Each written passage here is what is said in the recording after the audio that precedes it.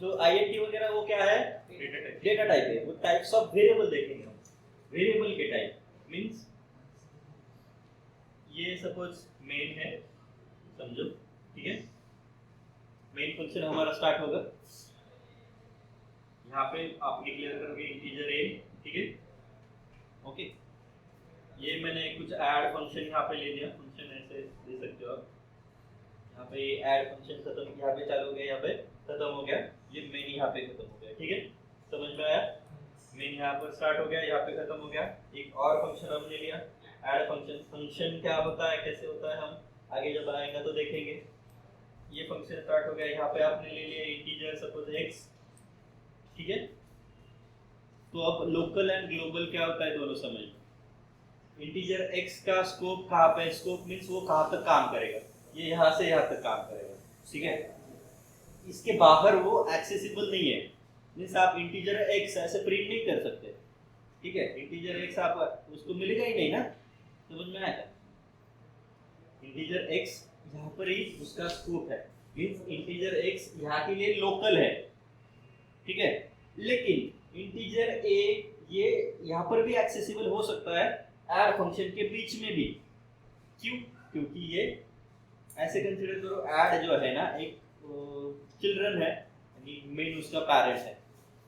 By default क्या होता है, पेरेंट की जैसे प्रॉपर्टी डायरेक्टली चाइल्ड को आ जाती है, बाय डिफॉल्ट रूल है हमारा, ठीक है। लेकिन चाइल्ड की प्रॉपर्टी बाय डिफॉल्ट पेरेंट को जाती है क्या, वैसे कुछ रूल नहीं है। मींस इंटीजर x यहाँ पर लोकल है, वो यहाँ पर ही काम करेगा, तो यहाँ पर आप उसके बाहर आप उसे एक्सेस नहीं कर सकते, यूज नहीं कर सकते। वैसे इंटीजर a यहाँ पर मेन में सारे मेन में काम करेगा, वो ये ऐड फंक्शन भी एक मेन का ही पार्ट है, वो यहाँ पर आप ऐसे ये डायरेक्टली यूज कर सकते हो, समझ में आया। तो ये क्या हुआ, ग्लोबल हुआ, ठीक है, ग्लोबल हुआ। वो लोकल किसके लिए, मेन के लिए, लेकिन ए के लिए वो ग्लोबल है, मीन्स वो ए के बाहर भी यूज हो रहा है, अंदर भी यूज हो रहा है। और एक होता है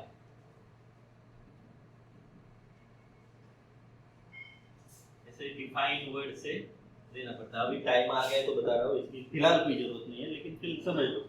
ये उसके ऊपर भी एक कर सकते हो, मेन के बाहर भी कुछ फंक्शंस होते हैं, वो हमें जब आएंगे तो करने इतने कुछ नहीं, 1-2% है, इसके लिए समझ लो। इसके बाहर भी एक वेरिएबल होता है, वो ग्लोबल होता है, सुपर ग्लोबल बोल सकते हो आप उसे। वो मेन में भी काम कर सकता है, मेन के बाहर कुछ फंक्शन डिफाइन किए तो वहां पर भी काम कर सकता है, इसमें भी काम कर सकता है। तो लोकल एंड ग्लोबल में क्या फर्क है, local means limited for that and global means सबके लिए, समझना है। वही आपने इंटीजर, फ्लोट, कैरेक्टर, ये इतने ही नहीं है, और भी बहुत सारे।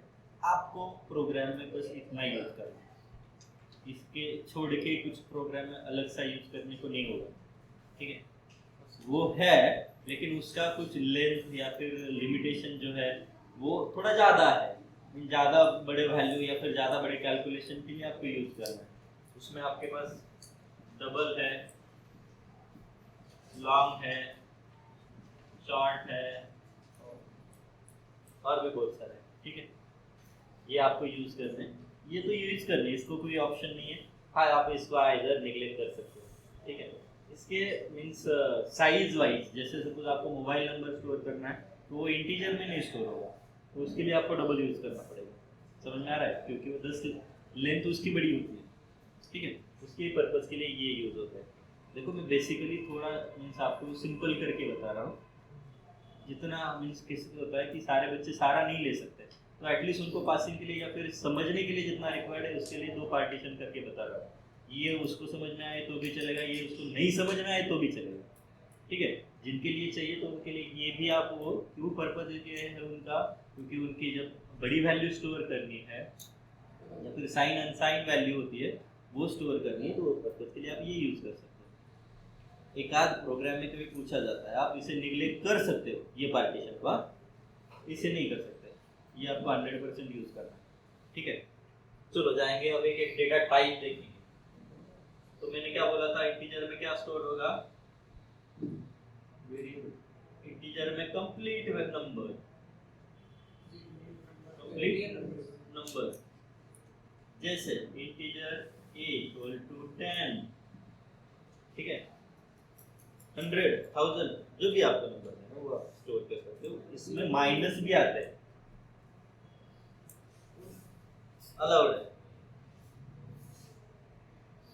अलाउड है, ठीक है, अलाउड है ऐसा, ठीक है। ये इंटीजर है, ओके, कैसे हैंडल होगा वो देखते हैं। अब एक इंटीजर टाइप की वैल्यू रीड करनी है हमें और उसको कुछ कैलकुलेशन करना है, देखते हैं कैसे करेंगे। उसके लिए आप सिंपली ऐसे मैसेज दे दोगे, प्रिंटफ एंटर द वैल्यू। ये जो डबल कोट है ना, उसके अंदर आप जो भी दे दोगे प्रिंट हो जाएगा। ये प्रिंटफ स्कैनफ क्या है, उसके लिए आपके पास सेकंड चैप्टर है शायद इनपुट आउटपुट करके, ठीक है, उसमें हम फिर से वो देखेंगे, ठीक है। लेकिन प्रिंटफ जो है, मैं पीएफ लिखता हूँ यहाँ पे, शॉर्ट फॉर्म लिखता हूँ, प्रिंटफ है उसका meaning. Printf round bracket open double quote, और ये double quote round bracket close. तो इसके बीच में, ये डबल कोट के बीच में आप जो भी दोगे वो एज इट इज यूजर को प्रिंट होता है, ठीक है। एंटर द वैल्यू, ऐसे यूजर को प्रिंट हो जाएगा। आपने यहाँ पे जस्ट हाय वेलकम ऐसे लिखा तो भी वैसा ही प्रिंट हो जाएगा। आपको क्या चाहिए, यूजर से एक्सपेक्टेड उसमें एक वैल्यू देनी चाहिए, तो यहाँ पे आप एंटर द वैल्यू बोल दोगे, ठीक है। एंटर द वैल्यू दे दिया। और स्कैन स्टेटमेंट क्या काम करता है, %d यूज होना। देखो हम फिलहाल है इंटीजर में, डेटा टाइप चल रहा है हमारा इंटीजर कंप्लीट नंबर, तो उसको रीड करने के लिए आपको क्या यूज करना पड़ता है, %d। %d एक रेफरेंस वेरिएबल है, कंसीडर करो कि वो एक जो आपने वेरिएबल क्रिएट किया a, उसको लिंक करेगा। एंटर द वैल्यू, यूजर को मैसेज जाएगा। यहाँ तक कुछ इंटीजर फ्लोट कैरेक्टर का कुछ लेना देना है नहीं, यहाँ से स्टार्ट होता है। Double quote start, %d double quote end comma and a ये क्या करता है, एक्चुअली रीड करता है। ये दोनों लिंक है एक दूसरे को। कौन से टाइप का डेटा टाइप है, इंटीजर टाइप का, कौन बताएगा, %d बताएगा। और सेव किस में होगा, इसमें होगा, ठीक है, इसमें होगा। समझ में आया रीड कैसे करना है, ठीक है। दो वेरिएबल रीड करने हैं, enter the two value. Statement कैसे बनेगा, स्कैनफ %d कॉमा वगैरह कुछ नहीं है, double quote complete and a comma and b। Semicolon आपको ऑलवेज देने ही देने स्टेटमेंट को, ठीक है। उसका मीनिंग क्या है कि ये जो सेंटेंस है ये यहाँ पे खत्म हो गया है, ठीक है। हाँ, %d and a comma and b। उल्टा जब रीड करोगे ना, सपोज यहाँ पे 2 दिया, यहाँ पे 3 दिया, लेकिन आपको चाहिए था इसमें, मींस आपने ऐसे and b comma and a, ये उल्टा रीड हो जाएगा। a में अलग वैल्यू जाएगी, b में अलग वैल्यू जाएगी। तो कैसे लेना है वो आपके ऊपर डिपेंड है, समझ में आया। ऐसे भी दे सकते हो आप, समझ में आया। ओके, तो %d किसके लिए यूज होता है, रीड के। आप ऐसे कंटिन्यूअसली दे सकते हो, मल्टीपल दे सकते हो, 4 5 6 7 8 10 जितने आपको चाहिए वैसे दे सकते हो। उतने वेरिएबल भी आगे होने चाहिए, ठीक है, वो ये रह देगा नहीं तो। एंड एड्रेस ऑफ होता है, फिलहाल समझ लो, जो सुन लो, उसका मीनिंग क्या है वो छोड़ दो, कंफ्यूज हो जाओगे। एंड क्या होता है, एड्रेस ऑफ होता है, ठीक है। %d लिंक होता है पहले को, ये दूसरे को, फिर तीसरा चौथा, वो सीरियली मेंटेन होता है। पहला %d a के लिए होगा, फिर b के लिए होगा, फिर c के लिए होगा। आपने उल्टा दिया x means c b a, तो वैसे होगा। यहाँ पे b एंड यहाँ पे a होगा, तो ये b है, ये a है, ठीक है। सीरियल मेंटेन करनी चाहिए आपको। आप ऐसे भी दे सकते हो, लेकिन सब सीरियल जैसे a b c d हमें इजी जाता है ना, तो a b c d ऐसे आप दे सकते हो, ठीक है। उतने वेरिएबल ऊपर डिक्लेयर भी होने चाहिए, इंटीजर a कॉमा b, तभी आप यूज कर सकते हो, नहीं तो एरर आएगी, अनडिफाइंड सिंबल, ठीक है। समझ में आया।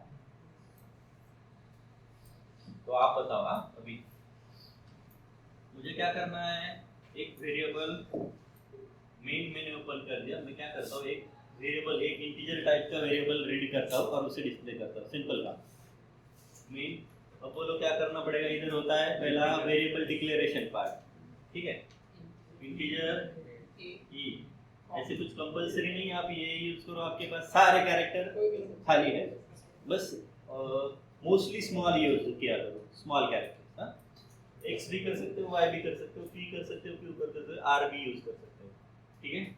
ए मैंने डिक्लेयर कर दिया, अब मुझे क्या चाहिए, यूजर को मैसेज देना है कि एक इंटीजर टाइप का वैल्यू दे दे मुझे, ठीक है। तो क्या होगा, printf, ये फुल फॉर्म आप लिखा करो, मैंने शॉर्ट फॉर्म लिखा है, printf लिखना चाहिए, डबल कोट स्लैश एन किसके लिए, न्यू लाइन पे जाने के लिए। स्लैश एन मींस एक एंटर का काम करता है, इतना ध्यान रखो, slash n means enter the value.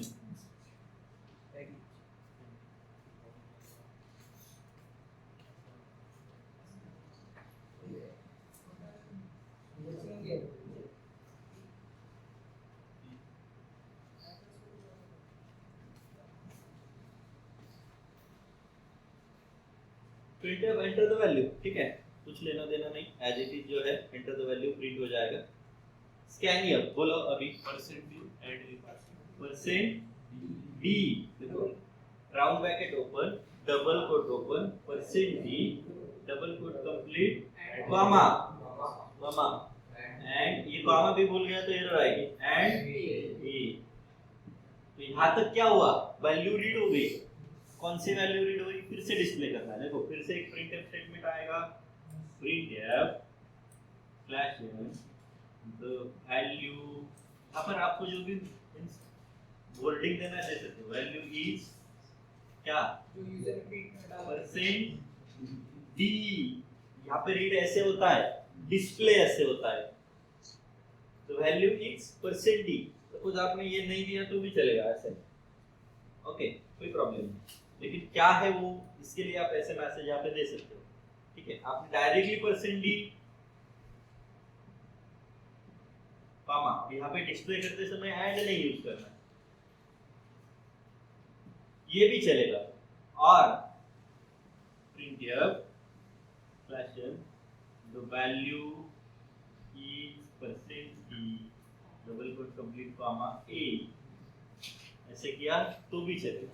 बस यहाँ पे कोई मैसेज डिस्प्ले नहीं होगा, डायरेक्टली वैल्यू डिस्प्ले होगी, यहाँ पे द वैल्यू इज कुछ 7 10 जो भी ऐसे डिस्प्ले होगा, आया समझ में?